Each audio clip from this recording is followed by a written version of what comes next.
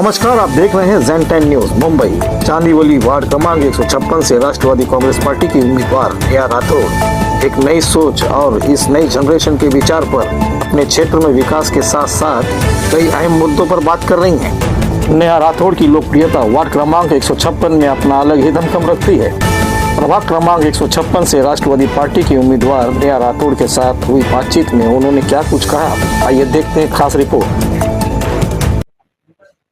Ma'am, आप खुद भी एक यंग है अभी आज के इस माहौल में, और कहीं ना कहीं राजनीतिक पार्टियां जो होती हैं, राजनीति में आपका जिस तरीके का एक लगाव हमने देखा है, और काफी अच्छा ही दिख रहा है, क्योंकि लोकप्रियता भी आपकी मुझे यहाँ पर अच्छी देखने को मिल रही है। पर जो यंग लोग हैं, जो युवा है, उनको आप कैसे अपने प्रति जोड़ेंगे और कितना उनका साथ आपको दिख रहा है?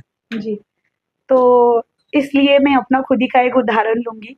जब मैं खुद भी राजकारण के अलावा भी मैं काम करती हूँ, तो वो था कि मैं आईटी फील्ड में काम करती थी। तो जब हमारा आईटी फील्ड का एक बड़े लेवल का डिस्कशन होता है, जो एजुकेटेड लोग डिस्कशन करते हैं, तो आप अगर देखोगे तो सरकार टैक्स को लेके सब बहुत ये है कि नहीं, हम इतना टैक्स क्यों पे करें? तो जब हम इतना टैक्स पे कर रहे हैं, तो मेरा एजुकेटेड पीढ़ी को या आने वाले यंगस्टर्स को, जो भी है, उनको यही संदेश है, when we are paying so much tax for this, then it is your responsibility to come forward. आगे आइए, आपके नगर सेवक को बोलिए ये रास्ते क्यों नहीं बने हैं, ये रास्तों के लिए मैं टैक्स पे करता हूँ, ये कचरा यहाँ से क्यों नहीं गया है, इसके लिए भी मैं टैक्स मेंटेन पे करता हूँ। ये सब जो जो चीजें है ना, सोसाइटी में जो नगर के लेवल के विकास की बातें हैं, बस उसी के लिए टैक्स जाता है हर एक इंसान के पगार से, फिर चाहे वो सरकारी हो या प्राइवेट हो। बस इसीलिए मेरा सबसे यही अनुरोध है कि एक आपका काम है, एजुकेटेड पर्सन का, यंगस्टर्स का काम है कि वो खुद पॉलिटिक्स में आए। अगर नहीं तो फिर जो पॉलिटिक्स में एजुकेटेड पर्सन है, उनको आगे आके वो प्रोत्साहन दे, साथ दे। जी, जैसे हमारा अभी डिस्कशन चल रहा था, उस हिसाब से मैं आपको यही बोलूँगी कि चांदीवली के क्या मतलब, ये नगर सेवक के इलेक्शन है, करेक्ट? नगर सेवक के इलेक्शंस में लोग प्रतिनिधि को देखते हैं। प्रतिनिधि करने वाला इंसान हमारे सुख-दुख में आ रहे हैं या नहीं, वो किसी पार्टी पक्ष को नहीं देखते हुए सभी का काम कर रहे हैं या नहीं। बस आप यही समझिए कि उत्तर भारतीय भी हमारे भाई-बहन हैं, हम उनके लिए भी काम करेंगे, मुस्लिम भी हमारे बांधव है, और मराठी भी, और किसी भी जात धर्म के सभी जन हमारे बांधव है, उनके लिए हमें काम करना है। बस यही सोच के हम आज यहाँ से खड़े हैं। हमेशा संघर्ष कर रही हैं, तो कहीं ना कहीं क्षेत्र के लोग क्लिक करते हैं। पहले किसी पार्टी से कर रही थी, उसके बाद आज आप राष्ट्रवादी से हैं। तो जिस पार्टी से नगर विकास के लिए आप लड़ रही थी, वो विकास कहीं ना कहीं क्या लगता है कि उसमें रहकर नहीं हो पाता था, या टिकट आपको नहीं दिया गया, इसके लिए राष्ट्रवादी में आप पहुंची? आपसे जैसे राजकीय हमने समाज सेवा का जो कार्य है, मेरी मम्मी जी जो है वो पिछले 20 से 25 साल से है। उन्होंने 2 पार्टियों में काम किया है, पहले राष्ट्रवादी में किया है, उसके बाद बीजेपी में किया। आज वो फिर से मेरे साथ राष्ट्रवादी में आई है। लेकिन राष्ट्रवादी में जब से उन्होंने काम करना स्टार्ट किया था, तो उन्होंने किसी पार्टी, पक्ष या धर्म को नहीं देखा था। बिल्कुल उसने लोक सेवा का ही मार्गदर्शन लेके आगे लोगों की सेवा की थी। इसी तरीके से 2017 में मैंने भी बीजेपी पार्टी ज्वाइन की, क्योंकि तब मेरी माताजी, उन्होंने भी बीजेपी पार्टी ज्वाइन की थी।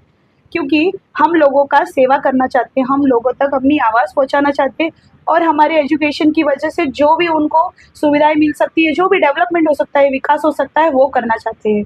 इसलिए हमने बीजेपी पार्टी बिल्कुल अच्छी ही पार्टी है। ऐसा नहीं कहूँगी कि आज मैंने पार्टी को छोड़ा है, इसलिए मैं वो पार्टी से नफ़रत करूँगी या टिकट नहीं मिला या उनको ब्लेम करूँगी। बीजेपी पार्टी की वजह से ही हमारा आगे नाम बना है, उनकी वजह से हमें मौका मिला है लोगों तक पहुँचने का और उनकी सेवाएँ करने का। अब इसके बाद की बात आती है, तो ये युति हो गई, इसलिए हमारे पास अब धर्म संकट जैसी एक समस्या आ गई थी, क्योंकि हमें तो लोक सेवा करना था, हमें तो लोक सेवा करनी ही है। फिर हमने सोचा क्यों नहीं बीजेपी, तो हमारे जो अजीत दादा की जो है, वो भी महायुति में ही ऊपर है। तो अजीत दादा की जो पार्टी है, हमारी एनसीपी पार्टी है, वो भी लोक सेवा तंत्र का ही काम करती है। तो हमने सोचा इस पार्टी से नहीं तो इस पार्टी से ही सही, लेकिन समाज कार्य बिल्कुल आगे करेंगे और ऐसे ही करते जाएंगे। कटर, क्या लगता नहीं कि स्थानिकों के लिए और भी कुछ ऐसे मुद्दे हो जो इससे परे, जो इसके ऊपर की सोच को लेकर चले, जो उनको सुविधा उसकी लेवल की मिले, उनके बच्चों के अच्छी भविष्य के लिए? इसके बारे में आपकी क्या विचार है? मैं आपसे यही कहना चाहूँगी कि जैसे हम सोचते हैं, चलिए हम एग्जाम्पल ले लेते कि हमें खुद को क्या चाहिए रहता है। हमें 5 चीज़ें चाहिए रहती है जो हमें सर्वाइवल के लिए रहती है। एक अच्छा घर, अच्छी शिक्षा, अच्छा सराउंडिंग। क्यों सराउंडिंग? क्योंकि हमारी जो नेक्स्ट जनरेशन है वो अच्छे सराउंडिंग में बड़ी होगी, तब वो कुछ अच्छा काम करेंगी, चाहे वो देश का विकास हो, घर का विकास हो या सोसाइटी का विकास हो। इसके अलावा अगर हमें कुछ चीजें चाहिए तो ऑब्वियसली एजुकेशन नॉलेज तो है, लेकिन हमारा लोगों के प्रति बिहेवियर, हमारा लोगों को और देश को आगे लेके चलने का हेतु ये कब आता है? जब हम एजुकेटेड होके अच्छे थॉट से प्रेरित होते हैं। तो सराउंडिंग और एजुकेशन और हमारी थॉट प्रोसेस और हमारी अपब्रिंगिंग, ये सब बहुत चीजें मैटर करती हैं कि आगे हम आगे चीजों को विकास की तरफ बढ़ते जाए और नेक्स्ट जनरेशन को प्रेरणा मिले।